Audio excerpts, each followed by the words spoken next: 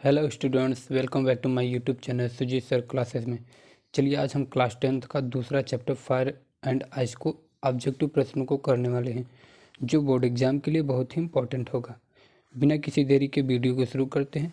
यदि वीडियो अच्छी लगेगी तो वीडियो को लाइक, शेयर और कमेंट जरूर कर दीजिएगा, जिससे आने वाली सारी नोटिफिकेशन आप तक जरूर पहुँच जाए। तो चलिए वीडियो को शुरू करते हैं।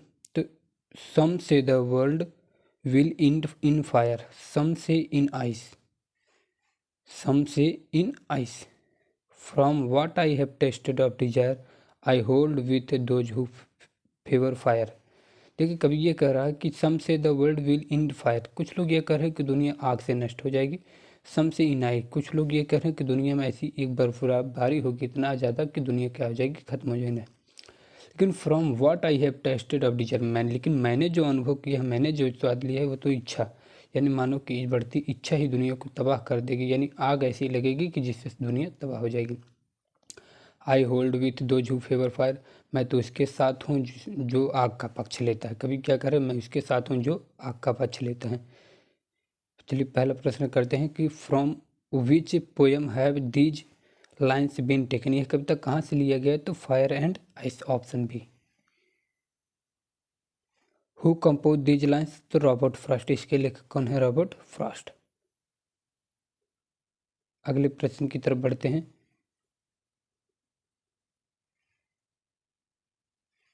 अगला प्रश्न है कि होल्ड विथ। होल्ड विथ मतलब क्या होता है? सहमत होना। होल्ड विथ मतलब सहमत होना, तो डिसएग्री होगा नहीं, तो क्या हो जाएगा? Agree.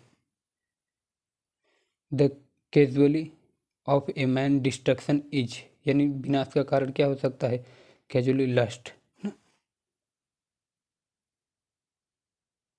Who is speaker in the above lines? इस पूरे लाइन में यानी इस कविता में कौन कह रहा है? तो इस सारी कहानी कवि कह रहा है, द पोएट।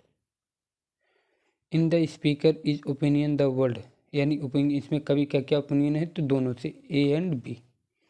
ठीक, यानी दोनों से दुनिया क्या हो जाएगी? नष्ट हो जाएगी। अगले स्टेंजा की तरफ बढ़ते हैं।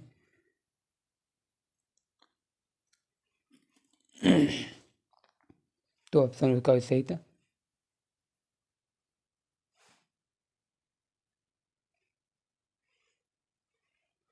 सम people say that the world in, कुछ लोग क्या कर रहे हैं कि दुनिया किससे नष्ट हो जाएगी?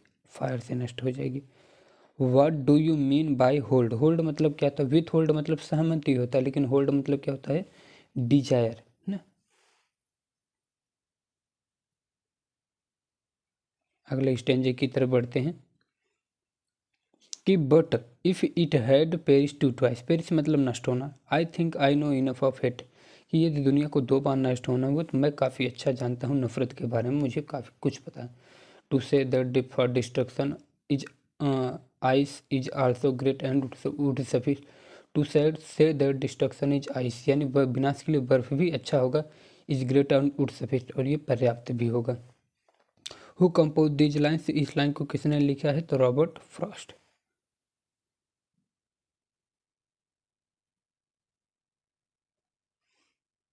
If the world is to perish twice the poet is favour, यानी कवि किसके पक्ष में था जब दुनिया को दोनों बार नष्ट?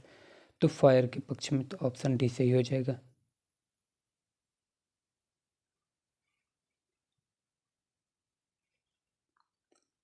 अगला, what enough to destroy the world? World के लिए क्या? तो नफरत ही ऐसी, फायर ही क्या? नफरत। अगला, द सफिस। सफिस मतलब क्या होता है? पर्याप्त। सफिस मतलब क्या होता है? पर्याप्त।